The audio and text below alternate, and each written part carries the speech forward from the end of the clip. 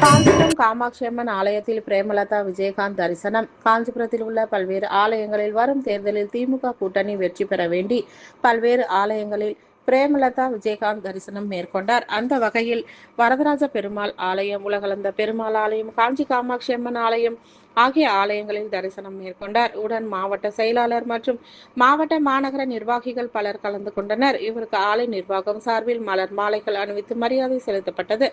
ஏராளமான பொதுமக்களும் கட்சி நிர்வாகிகளும் ஆர்வத்துடன் அவருடன் போட்டோ எடுத்துக் கொண்டனர்.